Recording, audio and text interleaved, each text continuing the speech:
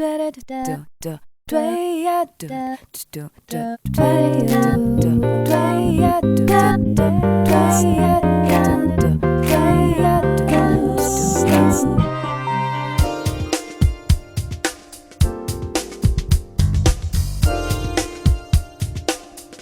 secteur de la pépinière est en évolution, c'est sûr. C'est un secteur en plein essor. Maintenant, tout le monde a son petit jardin, ses plantes, son potager. Et on a la chance, nous, de travailler dans un environnement qui est agréable. Donc la demande est là. Maintenant, à nous, professionnels, de savoir conseiller le client et de vendre du bonheur et de l'envie. Voilà. Comment le département pépinière est-il organisé au niveau du personnel? Donc au département pépinière de Jardinante, on est organisé de la façon suivante. Le chef de secteur encadre le chef de rayon, qui lui-même a une équipe de 5 personnes sous sa responsabilité, 2 conseillers vendeurs. En fait, nous on arrive au magasin entre 8h et 8h30. Et donc en fait l'ouverture c'est à 9h et donc en fait avant l'ouverture on doit mettre de façon le plus agréable possible le rayon. Comment êtes-vous devenu conseiller vendeur en pépinière? Alors en fait, j'ai la chance d'exercer dans un secteur où j'ai étudié. Donc en fait, ma formation de base c'est une formation agricole. Donc j'ai fait un BEP agricole, un bac en agronomie environnement, un BTS en agronomie. Mais qu'est-ce qui a suscité ce choix professionnel? Alors en fait, j'ai toujours été intéressé par le secteur agricole et travailler vraiment en tant que conseiller vendeur, c'est une opportunité. Dans la mesure où avant j'ai travaillé dans le secteur agricole, mais j'ai fait du contrôle des végétaux à l'import.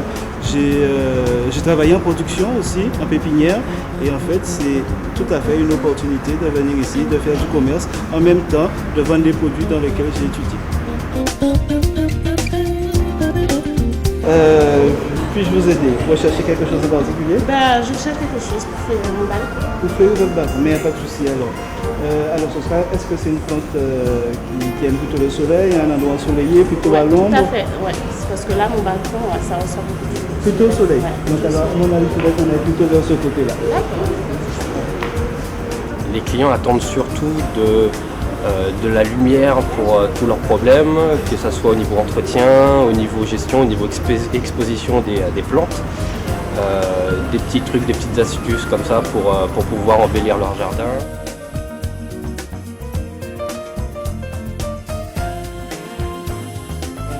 Alors les satisfactions qu'on retrouve dans ce travail-là, c'est de pouvoir satisfaire un client qui vient avec des idées, avec des projets, et de pouvoir lui permettre de repartir avec exactement ce qu'il voulait et même plus.